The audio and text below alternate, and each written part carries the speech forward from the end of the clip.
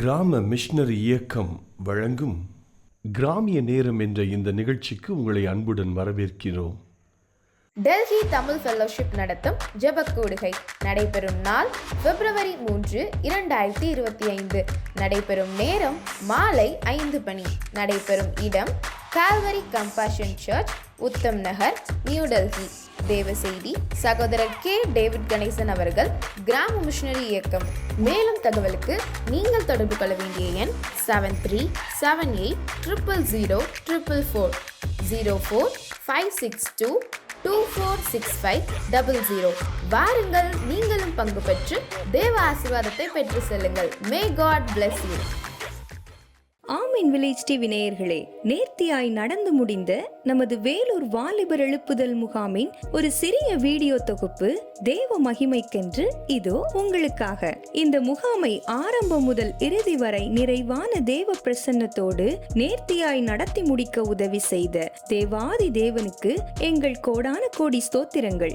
ஜனவரி 26 மதியம் 3 மணி முதல் இரவு 9 மணி வரை நடந்த இம்முகாமில் கிட்டத்தட்ட 3000 பேர் கலந்து கொண்டனர். ஜபத்துடன் ஆரம்பிக்கப்பட்ட இம்முகாம் வேலூர் மாவட்டத்தை கர்த்தர் நேசிக்கிறதுனால, விசேஷமாய் வாலிப பிள்ளைகளை கர்த்தர் அதிகமாய் நேசிக்கிறதுனால இப்படிப்பட்டதான ஒரு எழுப்புதல் முகாமை கர்த்தர் ஆயத்தப்படுத்தி இருக்கிறார். பாடல் வேளை,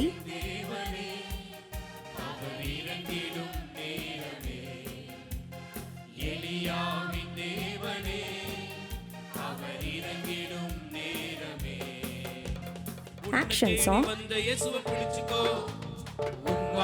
அவருக்கு கொடுத்துக்கோ, உன்னை தேடி வந்த இயேசுவை பிடிச்சுக்கோ, உன் வாழ்வை அவருக்கு கொடுத்துக்கோ.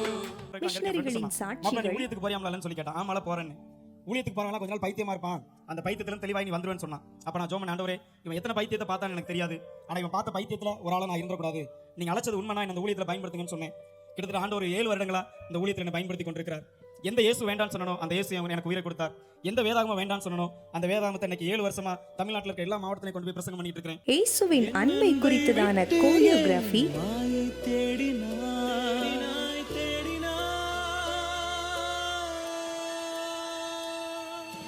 நீரே வேண்டும் என் வாழ்விலே, உன் அன்பு போதும் உணர்ந்தே. ஐடாஸ் கார்டரின் வாழ்க்கை நிகழ்வுகள். எனக்கு ஒரு பீஸா சாப்பிடணும் ஒரு ஆசை இருக்கு. அது கூட அவங்க நினைச்ச நேரத்துல சாப்பிட முடிஞ்சிருக்காரு.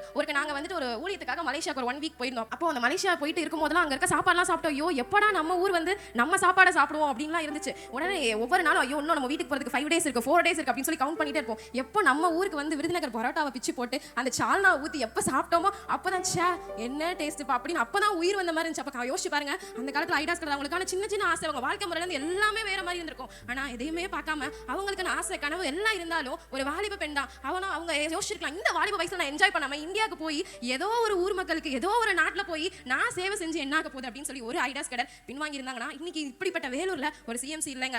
ஆனா இப்படிப்பட்ட ஒரு சிஎம்சி பின்னாடி ஒரு வாலிப பெண்ணோட தியாகம் இருந்துச்சு, ஒரு வாலிப பெண்ணோட அர்ப்பணிப்பு இருந்துச்சு. டேவிட் லிவிங்ஸ்டனின் நாடகம். சவால்ல தோத்துட்டேன்டா, சவால்ல தோத்துட்டேன்டா, நீ செத்து போட தூக்கி போட 4 பேரு வருவாங்களான்னு கேட்டேன்டா. இந்த உலகமே வந்துருச்சுடா, கோடி கோடியா பணம் வச்சிருக்கேன், என் வாழ்க்கையை கெடுத்துட்டேன்டா.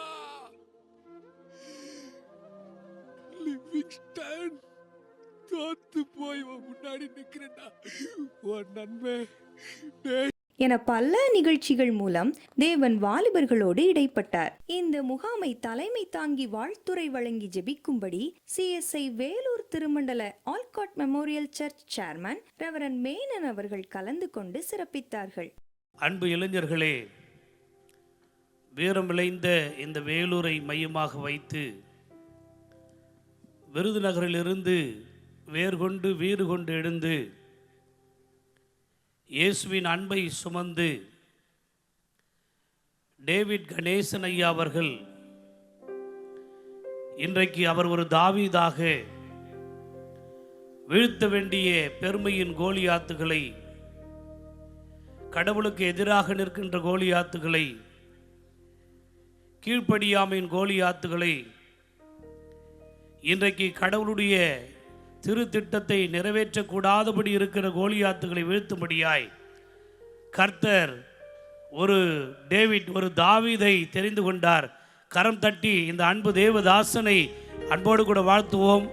உற்சாகமான உங்கள் கரவொளி ஆண்டுதோறும் ஜனவரி 26 என்று சொன்னால் அது வேலூர் என்று சொல்லி அவர் நெஞ்சிலே இறைவன் விதைக்க வேண்டும். நமது மிஷனரி சகோதரர் சந்தோஷ் அவர்கள் வாலிபர்களை உற்சாகப்படுத்தி தேவனுடைய வார்த்தையை பகிர்ந்து கொண்டார். நீ எந்த நிலையில் இருந்தாலும் உன்னை தேவனால் தூக்கி எடுக்க முடியும் என்றும் வேத வாசிப்பு ஜெபத்தின் முக்கியத்துவத்தையும் தெளிவாய் எடுத்து கூறினார். எனக்கும் உங்களுக்கும் இங்க வந்திருக்கிற யாருக்குமே தப்பு செய்யணுங்கிற ஆசை கிடையாது. ஆனா தப்பு செஞ்சிடறோம் பாருங்களேன். ஏன் அப்படி நடக்கிறது? ஆண்டவர் சொல்லுகிறார், உன் ஆவி உற்சாகம் உள்ளதுதான், மாம்சம் பலவீனம் உள்ளது. என்ன செய்ய? ரொம்ப சிம்பிள். நல்ல ஆண்டவர்கிட்ட பேசி, அவரை துதிச்சு, அவர் கூட பேசி, அந்த சம்பாஷணை பிரேயர் டைம், அதுல ஒரு ஆண்டவருடைய வல்லமை நம்மை தொடுகிறது. நம்முடைய ஜென்ம சுபாவங்கள், பாவ சுபாவங்களை மேற்கொள்வதற்கான பலனை ஆண்டவர் தருகிறார். இறுதியாக சகோதரர் டேவிட் கணேசன் அவர்கள் வாலிபர்கள் கடைசி கால எழுப்புதலின் சேனையாக எழும்ப வேண்டும் என்றும் யோசுவாவாக எஸ்தராக செயல்படும் காலம் இதுவே என்றும் வாலிபர்களுக்கு அறைகூவல் விடுத்தார். எதற்காக இந்த வாலிபர் முகாம்? ஒரு கேள்வி கேட்கலாங்க. நான் ஆண்டவரிடத்தில் கேட்டேன், ஆண்டவரை, இந்த வேலூர் பட்டணத்தில் இந்த மாவட்டத்தை சுற்றில் இருக்கிற வாலிபர்களை ஒன்று சேர்த்து ஏன் இந்த வாலிபர் முகாம் நடத்தணும் அப்படின்னு சொல்லி ஆண்டவரிடத்தில் விசாரித்த போது, ஆண்டவருக்கு இங்கு அநேகர் தேவையாக இருக்கிறார்கள், அவருக்கு பிரியமான ஊழியக்காரர்களை, அவருக்கு சாட்சி உள்ளவர்களை, அவர் உங்கள் மீது பெரிய திட்டம் வச்சிருக்கிற அந்த திட்டத்தை நிறைவேற்றும்படி ஒரு சிலரை இங்க தேடி வந்திருக்கிறாருங்க. இதன் வழியாக அநேக வாலிபர்கள் இயேசுவின் கண்ணீரை துடைக்கும்படி தங்களை ஆண்டவருக்கு ஒப்பு கொடுத்தனர். இந்த முகாமில் கலந்து கொண்ட வாலிபர்களில் ஒரு சிலரின் சாட்சியை கேட்போமா? Praise Lord. இந்த ப்ரேயர் மீட்டிங் வந்ததுனால எனக்கு ரொம்ப யூஸ்ஃபுல்லாக இருந்துச்சு. நான் யோசிச்சுட்டு இருந்தேன், சரி ஓகே நம்ம மினிஸ்ட்ரி பண்ணலான்னு முன்னாடி யோசிச்சுட்டு இருந்தேன். ஆனால் அந்த ப்ரேயர் பண்ணதுக்கப்புறம் கொஞ்சம் நிறையா ஃபேமிலியில் ப்ராப்ளம்ஸ் அந்த மாதிரிலாம் யோசிச்சுட்டு, சரி வேண்டாம், இந்த மினிஸ்ட்ரியோட நம்ம மினிஸ்ட்ரிக்கு மட்டும் போகலாம், ரொம்ப ஊழியெல்லாம் பண்ண தேவையில்லை அப்படின்னு யோசிச்சுட்டு இருந்தேன். ஆனால் இந்த ப்ரேயருக்கு வந்ததுக்கப்புறம் நான் எனக்கு முழுமையாக ஏசப்பாட்ட ஒப்பு கொடுத்தேன். ஏசப்பா, நான் இன்னிலேருந்து வாழ்ந்தால் உமக்காக வாழ போகிறேன், நான் மினிஸ்ட்ரி பண்ண போகிறேன் அப்படின்னு நான் ஏசப்பா கிட்ட சொன்னேன். அதனால் இதே போல் நீங்களும் அதே மாதிரி ஏசப்பாக்காக ஊழியம் பண்ணுங்கன்னு விசுவாசிக்கிறேன். ஆமென். இதை போலவே இங்கு கலந்து கொண்ட ஒவ்வொரு வாலிபர்களும் தொடர்ந்து கர்த்தருக்குள் நிலைத்திருக்க தினமும் உங்கள் ஜெபங்களில் வாலிபர்களை நினைத்துக் கொள்ளுங்கள். இத்தனையாய் ஆசீர்வதிக்கப்பட்ட வேலூர் வாலிபர் எழுப்புதல் முகாமை போல அடுத்த முகாம் பிப்ரவரி 16 ஈரோட்டில் நடைபெற உள்ளது. தொடர்ந்து நடைபெற இருக்கிற இம்முகாமிற்காக ஜெபியுங்கள், தோள் கொடுங்கள், கலந்து கொள்ள ஆயத்தமாகுங்கள். தேவன் உங்களை ஆசீர்வதிப்பாராக. இயேசு கிறிஸ்துவின் இனிய நாமத்தினாலே கிராம மிஷனரிக்கு குடும்பத்தின் சார்பாக இந்த கிராமிய நேரம் என்ற நிகழ்ச்சிக்கு உங்களை அன்போடு கூட வரவேற்கிறேன். எனக்காக நாங்கள் செய்து வருகிற ஊழியத்திற்காக நீங்கள் அதிகமாக ஜெபிக்கும்படி அன்பை வேண்டுகிறேன். உங்களுடைய ஜெபங்கள் எங்களுக்கு அதிகமாக தேவை. இன்றைக்கும் உங்களோடு கூட பேசும்படி ஆண்டவருடைய சமூகத்தில் நான் ஜெபித்த போது ஆண்டவர் ஒரு குறிப்பிட்ட ஒரு வார்த்தை உங்களோடு கூட பேசும்படி ஆண்டவர் எனக்கு சொல்லிக் கொடுத்தார். இந்த செய்தியை கேட்குற உங்கள் எல்லாருக்கும் ஒரு புது அற்புதத்தை நான் செய்வேன்னு சொல்ல சொன்னாருங்க. ஆமென். அற்புதம் கட்டாயம் செய்வார். இன்னைக்கு நிலைமையில் உங்களுக்கு என்னங்க அற்புதம் வேணும்? இன்னும் இதை எப்படி சொல்லலாம் தெரியுமா? அந்த செய்தியுடைய தலைப்பு ஒரு புது கதையை உங்களுக்கு சொல்ல போகிறார். கதைனா என்ன? ஏற்கனவே என்னுடைய வாழ்க்கையிலே நடந்து முடிந்த அற்புதங்கள் இப்போ நினைவு குறி சொல்கிறோம்னா அதுதாங்க கதை. அல்லேலூயா. இப்போ உங்களுக்கு ஆண்டவர் சொல்கிற ஒரு புது கதையை உங்களுக்கு நான் கொடுக்க போகிறேன். அந்த கதையை ஃப்யூச்சரில் நீங்கள் சொல்லி மற்றவங்களுக்கு நான் அற்புதம் செய்கிறவர் என்பதை அவங்களுக்கு நீங்கள் சொல்லுவதற்காக, ப்ரீச் பண்ணுவதற்காக, பிரசங்கம் பண்ணுவதற்கு அந்த கதை உங்களுக்கு தரப்போகிறேன்னு சொல்கிறாரு. அல்லேலூயா. பாருங்கள், ஒவ்வொரு கிறிஸ்தவங்க வாழ்க்கையிலே நிறைய கதைகள் இருக்குங்க. ஒரு 70 வயசு மதிக்கத்தக்க ஒரு அங்கிளை நான் போய் பார்த்தேன். எனக்கு ரொம்ப பெரியவங்களை பார்த்து அவங்களோட பேசி அவங்க எனக்காக ஒரு ஜெபம் பண்ணுங்களேன்னு சொல்லி ஜெபம் பண்ணிட்டு வர்றது எனக்கு ரொம்ப பிடிக்குங்க. இதை செய்தி கேட்குற நீங்கள் யாராவது பெரியவங்க இருந்தீங்கன்னா, நல்ல ஜெபிக்கிற ஐயாமார் அம்மாமார் இருந்தீங்கன்னா நீங்கள் என் கூட பேசுங்க. நான் என்னைக்காவது உங்களை பார்க்க வந்தேன்னா நீங்கள் என்னை தொட்டு ஒரு ப்ளஸ் பண்ணி ஒரு சிலுவை போட்டு வந்தீங்களா, அதில் ஒரு மகிமை இருக்குங்க. அல்லேலூயா. பாருங்கள், யாக்கோபு என்ன சொல்கிறாரு, கடைசி வயதான நாட்களில் நம்முடைய கோத்திரத்தில் உள்ள எல்லாரையும் கூப்பிட்டு அப்படி ஜெபம் பண்ணி ப்ளஸ் பண்ணார் பாருங்க. அது அப்படியே நடக்குதுங்க. ஆமேன்.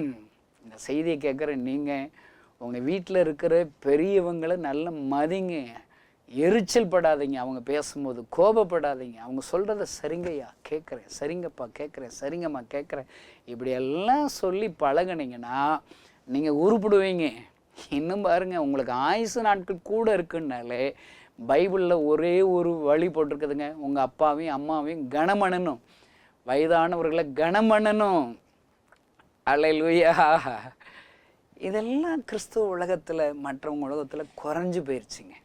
நான் பாருங்கள், ஒரு முதியோர் இல்லத்தில் ஆண்டோடைய வார்த்தைகளை சொல்லணும், அவங்கள போய் சந்தித்து அவங்களோட நேரம் செலவழிக்கணும்னு சொல்லி நானும் என் குழுவினரும் போயிருந்தோம். நான் ஒரு அம்மாவை பார்த்தேன் பாருங்க. அந்த அம்மாவை கொத்தி விசாரித்தேன், என்னங்கம்மா நீ ஏன் முதியோர் உள்ள வந்திருக்கிறீங்க, உங்களுக்கு என்ன பிரச்சனைன்னு கேட்டால், உங்களுக்கு எத்தனை பிள்ளைகள் உங்களுக்கு வந்து சொல்லுங்களேன். தம்பி கணேசா, எனக்கு 13 பிள்ளைகள்ங்கிறாங்க. 13 பிள்ளைகளா? எனக்கு ஆச்சரியங்க. நான் அவங்கள்ட்ட சொன்னேன், உன்னையே இந்த ஹோமில் சேர்த்து விட்டு எந்த பிள்ளை சேர்த்து விட்டான்னு அவனை வெளுத்தணும்னு சொன்னேன். தம்பி 13 பிள்ளைகளையும் சேர்த்து விடலை, என் பக்கத்து வீட்டுக்காரன் தான் என்னை சேர்த்து விட்டான். கொடுமைங்க, கொடுமைங்க. 13 பிள்ளைகளும் பெரிய டாக்டரா, இன்ஜினியரா, டீச்சர்ஸா அப்படி இருக்கிறாங்க. என்ன பிரச்சனைனா, ஏன் அவங்க கவனிக்க வேண்டியானே, அவங்க வீட்டுக்கு போக வேண்டியானே, எல்லாரும் ஒரே போட்டியில் அம்மாவை விட்டுட்டாங்க. அம்மா முதியோர் உள்ளத்தில் இருக்காங்க. அருமையான இந்த செய்தியை கேட்கிற தேவடைய பிள்ளைகளை, உங்கள் வீட்டில் இருக்கிற வயதானவங்களை நீங்கள் கவனிங்க, அவங்க பேசுகிறத கேளுங்க, அவங்கள்ட்ட கதை இருக்குங்க. சமீபத்தில் அந்த வயதான ஐயாவை பார்க்கும்போது அவங்க வாழ்க்கையில் இருக்கிற சிறுபிள்ளையாக இருக்கும்போது எப்படி ஜெபம் பண்ணாங்க, அவங்க வாலிபனாக இருக்கும்போது அவங்க சர்ச்சில் நடந்த கண்களினால் பார்த்த அற்புதங்களை அவங்க சொன்னாங்க. திருமண காரியத்தில் அற்புதம், பிள்ளைகள் வாழ்க்கையில் அற்புதம், வேலை செய்யும்போது இருக்கிற அற்புதம், அதெல்லாம் ஒரு கதை மாதிரி சொன்னாங்க பாருங்க. என்ன சந்தோஷங்க. என்கிட்ட இருக்கிற மனசோர்வுகள் எல்லாம் போயிடுச்சுங்க. சூப்பர், ஏசு அற்புதம் செய்கிறவர். ஏசப்பாவுடைய வார்த்தையை பார்த்தீங்கன்னா, நேற்றும் இன்றும் என்றும் மாறாதவர். இந்த செய்தியை கேட்கிற சகோதரனே சகோதரியே, ஏசுனாரு நேற்று நாளில் உன்னுடைய வாழ்க்கையில் என்னெல்லாம் அற்புதம் செஞ்சார் கொஞ்சம் நினைவு கொண்டு வா. அதே அற்புதம் இன்றைக்கு செய்வார். நாளை தினத்தை குறித்து கவலைப்படுறியா, நாளைக்கு அதை செய்வாருங்க. ஒன்றும் இல்லைங்க, நம்மகிட்ட இருக்கிற பைபிளுங்கிறது என்ன, ஆண்டவர் நேற்றைய நாட்களிலே, கடந்த காலங்களிலே, கடந்த வருடங்களிலே என்னெல்லாம் அற்புதங்கள் செஞ்சுருக்கிறாரு அதெல்லாம் எழுதப்பட்டிருக்குதுங்க. அதை இன்றைக்கி நினைவு பண்ணணும். இன்றைக்கி ஒரு பிரச்சனை பார்க்குறீங்க, ஓகே, இந்த பிரச்சனைகள் உங்கள் பார்வையில் அது மாறவே மாறாது, உங்கள் சிந்தனைகளும் மாறதுக்கு சான்ஸே இல்லை. அப்போ என்ன செய்யணும், பைபிளில் நடந்து முடிந்த அற்புதங்கள் கதைகளை ஞாபகப்படுத்தணும். எல்லாம் முடிஞ்சு போச்சு, இனி அவ்வளவுதான் நினைக்கிறீங்களா? உங்களுக்கு ஒரு கதை ஞாபகப்படுத்துகிறேன் பாருங்க. லாசரு கதை. 4 நாள் ஆச்சுங்க செத்து போய். ஆண்டவர் 4 நாள் கழித்து வீட்டுக்கு போகிறாரு. அவங்க ஓன் சிஸ்டர் சொல்கிறாங்க, கல்லை எடுத்து போகணும். ஏசப்பா சொன்ன உடனே நாருமே ஆண்டவரேங்கிறான். இவ்வளோதாங்க வாழ்க்கை.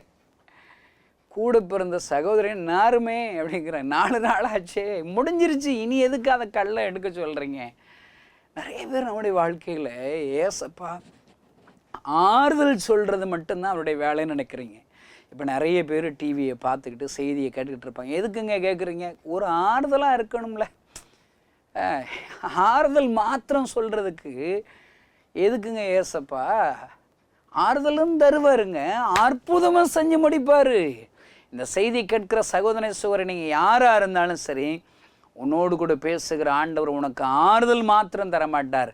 நீ விரும்புகிற காரியத்தில், முடிந்தது என்று சொல்லுகிற காரியத்தில், இனி அவ்வளவுதான் என்ற காரியத்தில் என் ஆண்டவர் ஒரு தொடக்கத்தை, அற்புதத்தை செய்கிற ஆண்டவர் ஐயா. அவர்தான் உன்னோடு இன்றைக்கு பேசிக்கொண்டிருக்கிறார். அல்லேலூயா. லாசரு, மரித்த லாசருவை கல்லறை முன்னாடி, லாசருவே வெளியே வா அப்படி கூப்பிடுறாரு பாருங்க. பாருங்க, செத்த பணத்தை பேர் சொல்லி கூப்பிடுறாரு. அவ்வளோதாங்க, உயிர் பெற்று எந்திரிச்சு வருதுங்க. இப்படிப்பட்ட அற்புத கதைகளை தெரிஞ்ச நீ ஏன் சோர்ந்து போகிற? சொந்து பாரு. அதெல்லாம் அந்த காலத்தில் நடந்துச்சுங்க. கிதியோன்ட்டு போய் ஆண்டவர், எப்பா பராக்கிரமசாலியே, கர்த்தர் உன்னோடு இருக்கிறார் அப்படின்னு ஆண்டவர் பேசுகிறாரு. அவன் பாருங்க, ஏதோ தமிழ்நாட்டில் கொஞ்ச நாள் தங்கி இருந்து சர்ச்சுக்கு போய் பழகிட்டானன்னு தெரில. அவனுக்கு பாருங்கள், எல்லாம் தமிழ்நாட்டில் இருக்கிற கிறிஸ்தவங்க எல்லாம் பாட்டெல்லாம் நல்லா பாடுவாங்கங்க. செய்திக்குன்னா பஞ்சமே கிடையாது. நல்ல டான்ஸ்னா ஆடுவாங்க, அந்நிய வாசனா பேசுவாங்க. அற்புதம் செய்கிற வசனத்தெல்லாம் பிச்சு உதறிடுவாங்க. என்ன பிரயோஜனம்? ஒரு செயல்பாடு இல்லைங்க. ஆண்டவர் இவ்வளோ பெரிய ஆண்டவர்னு அறிஞ்சிட்டு அவரை பயன்படுத்தி ஒரு ஆத்மாவை சர்ச்சு கொண்டு போகலாட்டா நீ எதுக்கு ஆண்டவர் ஆராதிக்கிற, ஜெபம் பண்ணுற, அந்நிய பாஷை பேசுகிற? நான் போகிற இடங்களில் தைரியமாக சொல்கிறேங்க, ஆத்ம ஆதாயம் நீ செய்யலாட்டா நீ அந்நிய பாஷை பேசுகிறத நிறுத்திடு. முதல்ல கேட்டால் வசனத்தில் பக்தி விருத்திக்கு ஏதுவா அந்நிய பாஷை பேசுகிறோம். பக்தி விருத்தியாகி என்னத்தை நீ கிழிக்க போகிற, என்ன பண்ண போகிறீங்க சொல்லுங்கள் பார்க்கலாம். பக்தி விருத்தியாகி ஆண்டவருடைய அன்பு உள்ளத்தில் நிரப்பப்பட்டு ஆண்டவருக்காக செயல்பட்டு ஆத்மாதாயம் செய்யணுங்க. அதுதாங்க பக்தி விருத்தி, அந்நிய பாஷை ஆராதிக்கிறது. அல்லேலூயா. பாருங்க, அந்த கிதியோன்ட்ட போய் பராக்கிரமசாலியை கர்த்தர் உன்னோடு இருக்கிறான்னு சொல்கிறான். அவன் புலம்புறான் பாருங்க. அப்பொழுது கிதியோன் அவரை நோக்கி, என் ஆண்டவனே, கர்த்தர் எங்களோடு இருந்தால் இவையெல்லாம் மேலுக்கு நேரிடுவானேன். அவர் சொல்கிறார் பாருங்க, கர்த்தர் எங்களை எகிப்திலிருந்து கொண்டு வரவில்லையா என்று எங்கள் பிதாக்கள் எங்களுக்கு விவரித்து சொன்ன அவருடைய அற்புதங்களை எல்லாம் எங்கே? இப்பொழுது கர்த்தர் எங்களை கைவிட்டு மீதியானின் கையில் எங்களை ஒப்பு கொடுத்தாரே.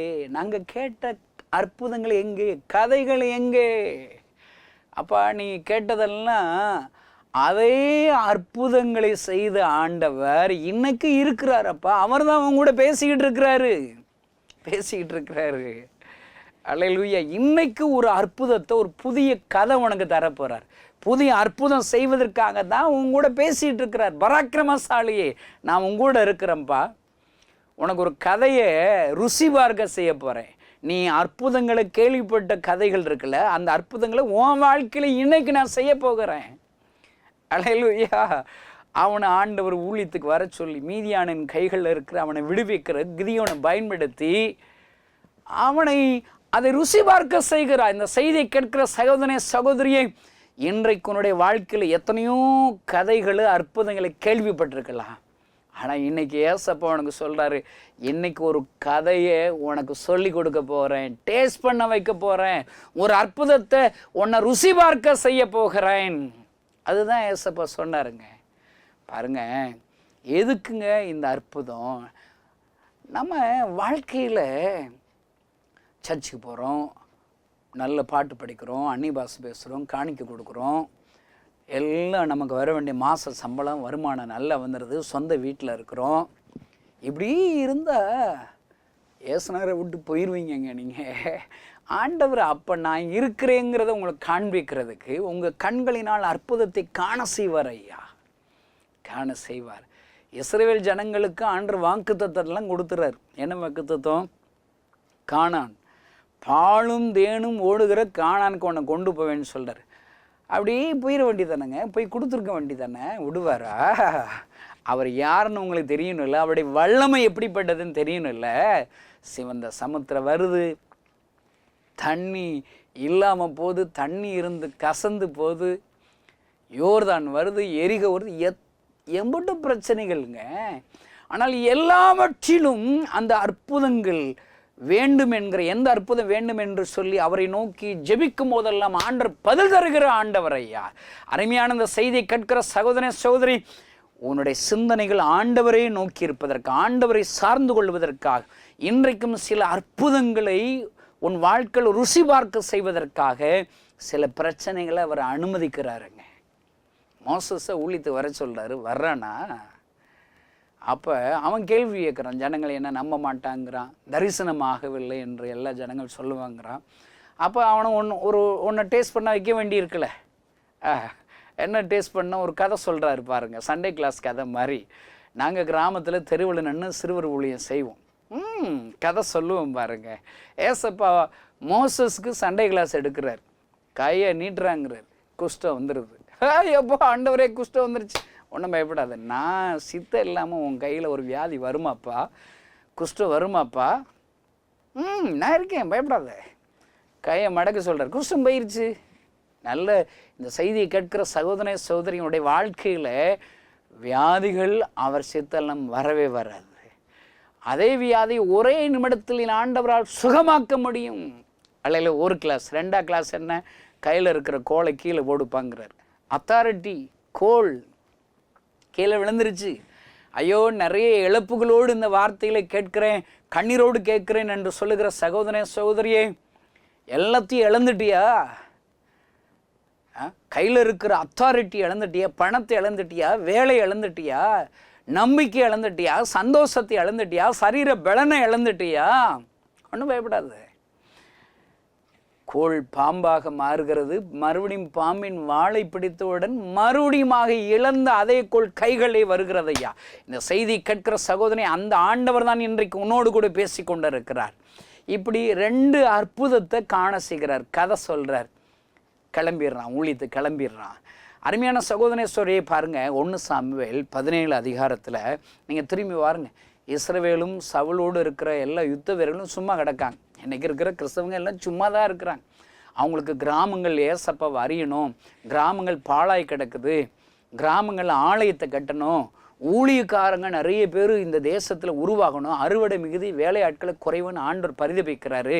என்னுடைய காலங்களில் நிறைய கிராமங்களில் மிஸ்டரிகள் எழுப்பி அவங்க ஆண்டோடைய ராஜ்யத்திற்கு கிராமங்களை சொந்தமாக்கணும், மாற்றணும்னு சொல்லி ஒரு வாரம் இல்லைங்க, எல்லாம் சும்மா அணிவகுத்து தான் நிற்கிறான்.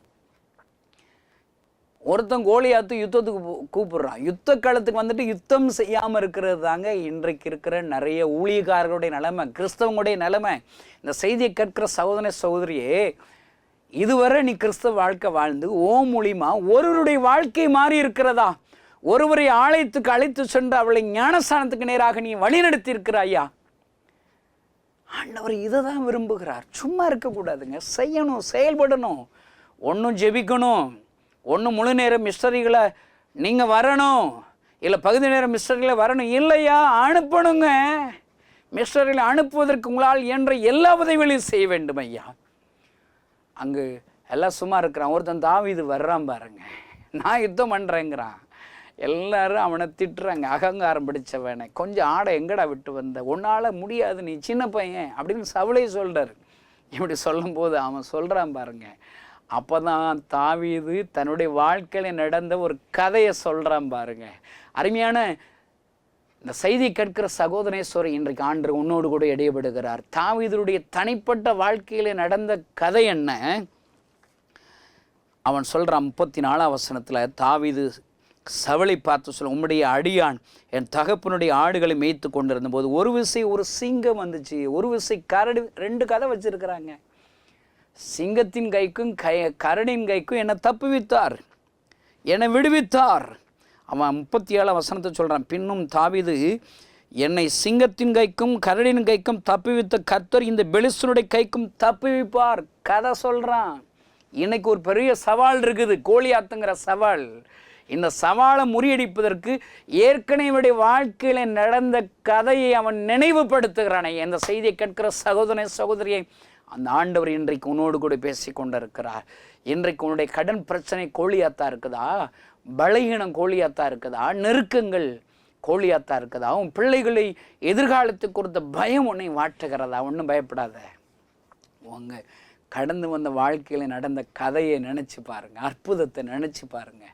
நீ ஒரு வருஷம் கன்ஃபஸ் பண்ணி, இப்படிப்பட்ட அற்புதம் செஞ்ச என் வாழ்க்கையில் செஞ்சான்னு இன்னைக்கு உயிரோடு தான் இருக்கு. தாவீது அதை தான் சொல்கிறாரு. எப்பா இப்போ கோலியாத்த அன்னைக்கு என்ன செஞ்சார், என் வாழ்க்கையில் என்ன செஞ்சேன், நான் ஆடு வச்சுக்கிட்டு இருக்கும்போது அந்த சிங்கம் வந்துச்சு, கரடி வந்து கதையை சொல்கிறான். அதை சொல்லி நீ ஆண்டவரை துதித்து நீ இப்பொழுது ஒரு ஸ்டெப் எடுத்து வையா. இன்றைக்கு இருக்கிற அந்த கோலியாத்தை என் ஆண்டவர் முறியடிப்பார் ஐயா. கணேசன் ஏன் இன்னைக்கு ஊழியத்துக்கு வந்திருக்கிறான், சவாலோடு பேசுகிறான். என் வாழ்க்கையில் சாக கடந்த டாக்டரால் கைவிடப்பட்ட என்னை என் ஆண்டவர் சுகப்படுத்தினார் ஐயா. நான் இன்றைக்கு சொல்லுகிறேன், எனக்கு ஒரு கதை இருக்குதுங்க. நான் சாக கடந்தேன், இயேசுவிடத்தில் ஒரு நிமிடம் அழுது ஜெபித்தேன், இந்த இயேசு கிறிஸ்து எனக்கு உயிர் கொடுத்தார் என்ற கதை இருக்குதுங்க. அல்லேலூயா. நான் ஏன் இன்றைக்கு இத்தனை நெருக்கங்கள் பாடுகளோடு நான் இன்னும் ஏன் ஊழியம் செய்கிறேன்? என் ஆண்டவர் ஆத்துமக்களுக்காக என் கண்ணீரை துடைத்த ஆண்டவர் கண்ணீரோடு கூட அழுது கொண்டே இருக்கிறதை இந்த கண்கள் பார்த்ததை, அந்த காதுகள் அப்படி அழுகிற சத்தத்தை கேட்கிறது ஐயா. அதனால்தான் நான் இன்னும் அழைகிறேன் ஐயா. இயேசு அழுது கொண்டு இருக்கிற அப்படியே கண்ணீரை துடைக்க வாருங்களேன் என்று சொல்லி என் வாழ்க்கையில் நான் முகமுகமாக தரிசித்த அந்த சம்பவம், அந்த கதைகளை சொல்லுகிறேன். என் ஆண்டவர் என்னை பயன்படுத்துகிறார், என்னை கொண்டு மகிமையான காரியத்தை செய்கிறார். அருமையான இந்த செய்தியை கேட்கிற நண்பர்களே, இன்னைக்கு உங்களுக்கு என்னங்க அற்புதம் வேணும்? அந்த அற்புதமே நீங்கள் நினைவு கூறுகிற ஒரு கதையாக மாறப்போகிறது. அல்லேலூயா. நீங்கள் அடுத்த வருஷம் ஒரு பிரச்சனைகளை சந்திக்கும் போது இதே போல தான் போன வருஷம் எனக்கு ஒரு பிரச்சனை வந்துச்சு, நான் ஜெபிச்சேன், ஆண்டவர் அற்புதம் செஞ்சுட்டார். இன்னைக்கு தேவையான அற்புதத்தை சாட்சி சொல்கிற அளவுக்கு உங்களை மாற்றப் போகிறார். உங்களுடைய தனிப்பட்ட வாழ்க்கையில் ஆண்டவர் நடப்பிக்கிற அதே அற்புதங்கள் பல லட்சங்களுக்கு விடுதலை கொடுப்பதற்கு உன்னை பயன்படுத்துவார் ஐயா. அல்லேலூயா. ருசி பார்ப்போம்மா. விசுவாசத்தோடு எங்கூட சேர்ந்து ஜெபிக்கிறீங்களா? என்ன ஜெபிக்க போகிறீங்களோ அந்த ஜெபத்திற்கு பதில் கொடுப்பார். அதுதான் உங்களுடைய சாட்சியின் செய்தியாக நீங்கள் சொல்ல போகிற கதையாக மாறப்போகிறது. எல்லோரும் கண்களை மூடி நாம் ஜெபிப்போம்.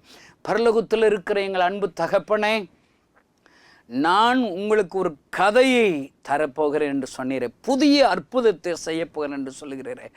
என்னோடு கூட இணைந்து யாரெல்லாம் ஜெபிக்கிறார்களோ அவர்கள் விரும்புகிற அந்த அற்புதத்தை செய்து அநேக ஆயிரங்களுக்கு சொல்லுகிற சாட்சியாக, சாட்சியின் கதையாக மாற்றி அழுவீரா. வியாதிகள் சுகமடையட்டும், குழந்தை பாக்கியம் உண்டாகட்டும், கடன் பிரச்சனைகள் மாறட்டும், இவர்கள் விரும்புகிற வேலை வாய்ப்புகள் இயேசுவின் நாமத்தினாலே உண்டாவதாக. நம்முடைய வல்லமையின் கரம் இந்த செய்தியை கேட்கிற ஒவ்வொருவரையும் தொடுவதாக. இயேசுவின் நாமத்தில் நம்முடைய வல்லமை இறங்குவதாக ஆசீர்வதிக்கிறேன். இயேசுவின் நாமத்தினால் பிதாவே, ஆமென். இந்த செய்தியின் மூலம் தேவன் உங்களோடு இடைப்பட்டிருப்பார் என்று விசுவாசிக்கிறோம். நீங்களும் எங்களோடு இணைந்து தேவனுடைய பணியில் தோள் கொடுக்க விரும்புகிறீர்களா? கீழ்கண்ட எங்கள் ஊழிய திட்டங்களுக்காக ஜெபிக்க முன்வரலாமே. தமிழ்நாடு மற்றும் பிற மாநிலங்களிலும் ஆலயம் கட்ட தேவையாயுள்ள 1000 கிராமங்களில் இடம் வாங்கி ஆலயம் கட்டப்பட ரூபாய் 5 லட்சமோ அல்லது அதில் ஒரு பகுதியையோ கொடுத்து ஆலயம் கட்டி கொடுப்போர் எழும்ப ஜெபியுங்கள். சூனேமியால் எலிசாவிற்கு ஒரு அறை வீட்டை கட்டி கொடுத்தது போல புதிய மிஷனரிகள் தங்கி பயிற்சி எடுப்பதற்கு ரூபாய் 2 லட்சம் கொடுத்து ஒரு மிஷனரி வீட்டை கட்டி கொடுப்போர் எழும்ப ஜெபியுங்கள். நாம் சந்திக்கும் வாலிபர்கள் மற்றும் ஆரம்ப விசுவாசிகளை கிறிஸ்துவுக்குள் வளரச் செய்ய ரூபாய் 300 கொடுத்து ஒரு வேதாகமமோ அல்லது அதற்கு மேற்பட்ட வேதாகமங்களையோ வாங்கி கொடுப்போர் எழும்ப ஜெபியுங்கள். நாம் பணி செய்யும் 8 மாநிலங்களிலும் உள்ள முழுநேர மிஷனரிகளை மாதந்தோறும் ரூபாய் 10,000 கொடுத்தோ அல்லது இயன்ற காணிக்கையை கொடுத்தோ தாங்குவோர் எழும்ப ஜெபியுங்கள். தமிழ்நாடு மற்றும் பிற மாநிலங்களிலும் துரிதமாக சுவிசேஷம் அறிவிக்கவும் பின்தொடர் பணிக்காகவும் சுவிசேஷ வாகனங்கள் வாங்கி கொடுப்போர் எழும்ப ஜெபியுங்கள். மேலும் எங்களோடு தொடர்பு கொள்ள விரும்பினால் திரையில் காணும் எமது முகவரியை குறித்துக் கொள்ளுங்கள். கிராம மிஷனரி இயக்கம், தபால் பெட்டி எண் 51, விருதுநகர் 626001. இந்த நிகழ்ச்சியையோ அல்லது எங்கள் ஊழியத்தையோ நீங்கள் தாங்க விரும்பினால் கீழ்காணும் தொலைபேசி எண்ணை தொடர்பு கொள்ளலாம். 73780004 73 78 000 444. கர்த்தர் தாமே உங்களை ஆசீர்வதிப்பாராக.